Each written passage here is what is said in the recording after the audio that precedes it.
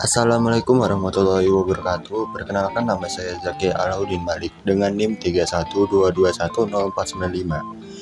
Di sini saya akan membahas tentang konsep-konsep dasar dalam sistem terdistribusi dan implementasinya dalam kehidupan sehari-hari. Sistem terdistribusi adalah kumpulan komputer yang bekerja sama untuk mencapai tujuan bersama. Komputer-komputer ini berkomunikasi dan berkoordinasi satu sama lain melalui jaringan untuk berbagi sumber daya, data, dan tugas komputasi. Berikut adalah beberapa konsep dasar dalam sistem terdistribusi dan contoh implementasinya dalam kehidupan sehari-hari. Yang pertama yaitu transmirasi. Maksudnya transparansi. Transparansi dalam sistem terdistribusi berarti menyembunyikan kompleksitas sistem dari pengguna sehingga sistem tampak seperti satu kesatuan tunggal.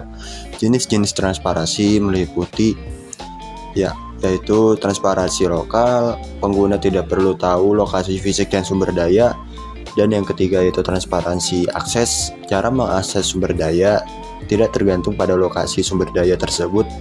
Dan yang ketiga yaitu transparansi migrasi, sumber daya dapat berpindah tanpa mengganggu operasi pengguna. Contoh dari transparansi yaitu cloud storage. Layanan seperti Google Drive atau Dropbox menyembunyikan detail lokasi fisik data dari pengguna. Pengguna hanya melihat data mereka tanpa tahu di mana server tersebut berada.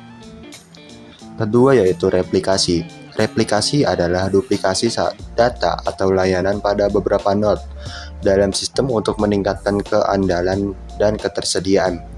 Contohnya seperti CDNS atau Content Delivery Network. Layanan seperti Akamai atau Cloudflare menyimpan salinan konten web berbagai lokasi di seluruh dunia ini, memastikan konten dapat diakses dengan cepat dari berbagai tempat dan tetap tersedia jika satu server turun. Dan yang ketiga yaitu toleransi kesalahan. Toleransi kesalahan adalah kemampuan sistem untuk terus beroperasi meskipun terjadi kegagalan pada beberapa komponen. Contohnya seperti sistem penerbangan. Sistem penerbangan modern seringkali dirancang untuk terus beroperasi meskipun beberapa server atau layanan mengalami kegagalan. Data transaksi biasanya direplikasi untuk memastikan integritas dan ketersediaannya. Keempat yaitu konsistensi dan ketahanan.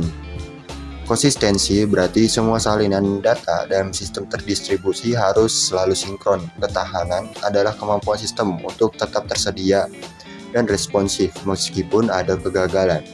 Contohnya seperti database terdistribusi seperti sistem Cassandra atau MongoDB, menyediakan konsistensi dan ketersediaan yang tinggi dengan menyebarkan data di beberapa node dan memastikan data tetap sinkron.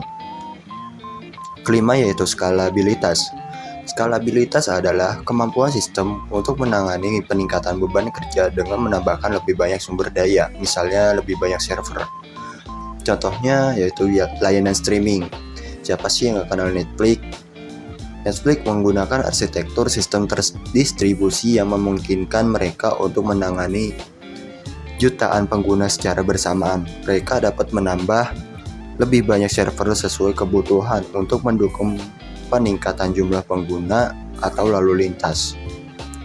Keenam yaitu sinkronisasi waktu. Dalam sistem terdistribusi, sinkronisasi waktu adalah penting untuk memastikan operasi yang terkoordinasi dan untuk menghindari konflik data. Contohnya seperti sistem transaksi finansial, bank dan perusahaan kartu kredit penggunaan protokol sinkronisasi waktu untuk memastikan transaksi dicatat dengan benar dan konsisten di seluruh sistem mereka. Ketujuh yaitu komunikasi antar proses. Komunikasi antar proses melibatkan pengiriman pesan antara proses yang berjalan di node yang berbeda dalam sistem terdistribusi. Contohnya seperti aplikasi chat. Aplikasi chat seperti WhatsApp atau Telegram menggunakan protokol komunikasi antar proses untuk mengirim dan menerima pesan antara pengguna yang terhubung ke server yang berbeda. Dan yang terakhir yaitu middleware. Middleware adalah lapisan perangkat lunak yang menyediakan layanan umum. dan memungkinkan aplikasi di berbagai komputer untuk berkomunikasi dan bekerja sama. Contohnya seperti API dan web service. RESTful APIs dan SWAP web service digunakan sebagai middleware yang memungkinkan aplikasi yang berbeda untuk berkomunikasi dan bertukar data.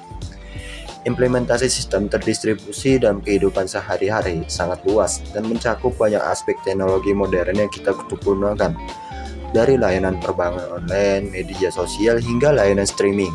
Semua memanfaatkan prinsip-prinsip sistem terdistribusi untuk menyediakan layanan yang andal, efisien, dan mudah diakses.